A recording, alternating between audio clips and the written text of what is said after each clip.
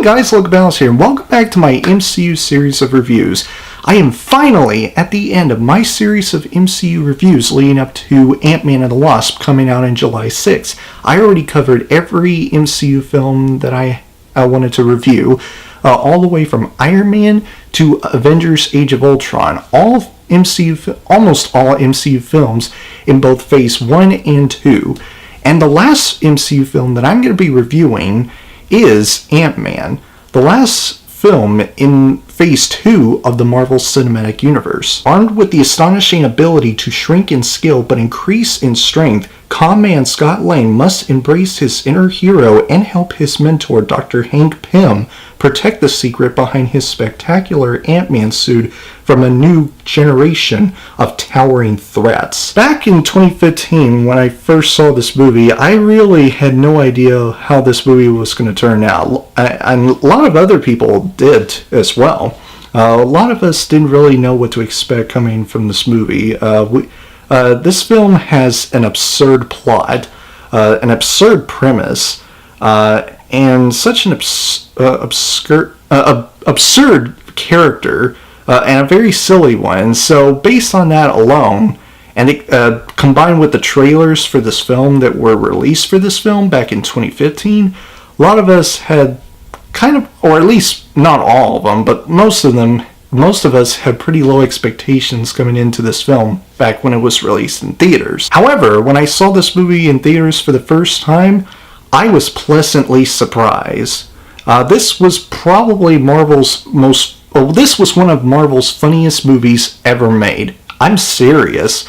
Like Guardians of the Galaxy, yes, it's pretty funny, but back in 2015, Marvel exceeded Guardians of the Galaxy with Ant-Man in terms of, of funniest Marvel superhero films. So yeah, like I said, back in 2015, I was pleasantly surprised by this movie, and it was a lot more funnier than I expected when I first saw it, and a lot of the comedy, which really worked a lot for this movie, had something to do with Michael Peña's character, which, by the way, Michael Peña absolutely stole the show.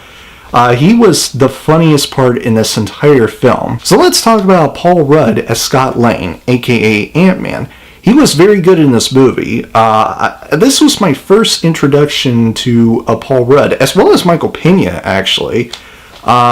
So I was like, he did a very good job. He had a good performance, and his character was very good. And his acting was very good as well. And most of the jokes that he made were very funny. Michael Douglas as Dr. Hank Pym, gold. That is the only word I can describe Michael Douglas as Dr. Hank Pym in this movie. Just gold. He's, what is he, in his 60s or 70s? He didn't look like he's in his 60s or 70s. He looked more like in his late 40s or early 50s. I mean, despite the white beard and the white hair that he got, he still didn't look like he would be in his late 60s or early 70s. He looked more like in his early 60s or late 50s. Either one. He just looks that good. Evangeline Lilly as Hope Van Dyne, Hank Pym's daughter, she was pretty good. I would say that out of all the characters in this film, probably besides Darren Cross, which I will get into in a minute, Evangeline Lilly's character, I would say, is probably one of the most uninteresting characters in this entire film. Now, that's not to say that her character was bad. Evangeline Lilly had made a good performance, and her acting was good, and the lines delivery of hers was good. It's just that her character alone, I felt like, was underutilized. Let's talk about Darren Cross as Yellow Jacket. He was typical. He was cliched. He's very much what you would expect in a movie like this. Not to mention a Marvel superhero film. I mean, his motivations were alright, but they weren't very compelling enough for me to actually be like, okay, I can pretty much get behind this villain for that. No, it's not like that. His motivations, while not awful, they're not pretty compelling to say the least. And yeah, this was, I think, I could be wrong, but I think this was Marvel's first heist film, and it definitely felt like a heist film, much like other heist films that have been made, much action thriller films that have heist in them, more like action heist thriller films. And this one, I feel like, has respected the whole genre of heist. It definitely felt like a heist film. There are some heist moments, to say the least, that actually were very compelling and very riveting. The action sequences were very entertaining and very exciting, especially the fight scenes with Ant-Man and the Yellow Jacket.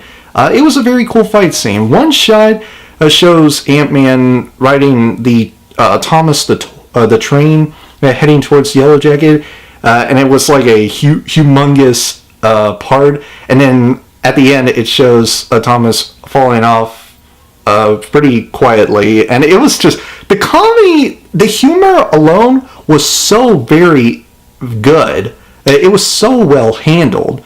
It was handled very well. Now, I will say that despite most of the positives that I have to say for this film, it kind of did feel like this movie was playing itself safe. There were certain scenes where you kind of expected the stakes to be higher at certain points in the movie, but every time this film tries to do that, it plays it all of them very safe. And I guess that's a way to describe this movie. It's pretty much a safe film to be as a Marvel action heist thriller film that is made by Marvel. And that's one of my issues with the film. It kind of played itself safe with the way that it was trying to make the stakes higher, when in reality it actually did the opposite. And that was just kind of a letdown. And those are all the issues that I have with Ant-Man. Other than that, I had a blast watching Ant-Man every time I watch it. I think I watched Ant-Man about 5 or 6 times. 5 or 6 times I've watched Ant-Man. So yeah, that's saying a lot. I'm gonna give Ant-Man a gold Medal of Honor. Well, anyway, guys, that is my review for Ant-Man. That wraps up from my MCU series of reviews. And Ant-Man and the Wasp comes out in July 6th. I cannot wait for that movie to come out. That'll be my next MCU review. I just cannot wait to see that movie now that I really liked Ant-Man. If you guys enjoyed my review, please click the like button and comment down below to let me know if you have already watched this movie and let me know what you think of it. If you enjoyed what you see here and you want to see future videos from me, please press up there to subscribe and turn on the notification bell. And I will see you guys in the next video. Have a great week, Battle Squad, and as always, fight the good fight.